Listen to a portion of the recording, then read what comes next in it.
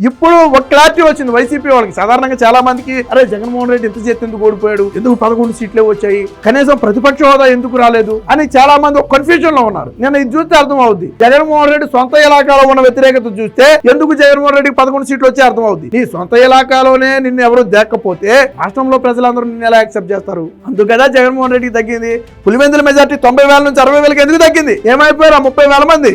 జగన్మోహన్ రెడ్డికి గతంలో 19 ఓటేసిన 30,000 మంది 2024 ఎందుకు ఓటేలా? వ్యతిరేకత కదా అది.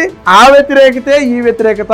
సో జగన్మోహన్ రెడ్డి ప్రజా దర్బారు పేరుతో పత్రాలు తీసుకునే ప్రయత్నం చేస్తే ఒక రకంగా ఏంటంటే జగన్మోహన్ రెడ్డి కొద్దిగా ప్రజల్లోకి వెళ్ళాలని చెప్పి ఏదో ఒక అంచనాతో ఉన్నాడు. ఇది అన్నాడు కదా, సంక్రాంతి తర్వాత ఏదో దసరా తర్వాత ఏదో మొత్తానికి నేను ప్రజల్లోకి వస్తానని చెప్పి ఒక మాట చెప్పాడు. దానికి ట్రైలే ఈ ప్రజా దర్బారు. వాస్తవానికి జగన్మోహన్ రెడ్డి ఈ క్రిస్మస్ టైంలో వెళ్ళిపోయి 2-3 రోజులు సొంత గ్రామంలో ఉంటాడు. గతం నుంచి ఉన్నదే. అందులో భాగంగానే ఒక రోజు ప్రజా దర్బారు ఏర్పాటు చేశాడు తప్ప ఇదేదో స్వయంగా ప్రజల కోసం జగన్మోహన్ రెడ్డి పెట్టింది కాదు.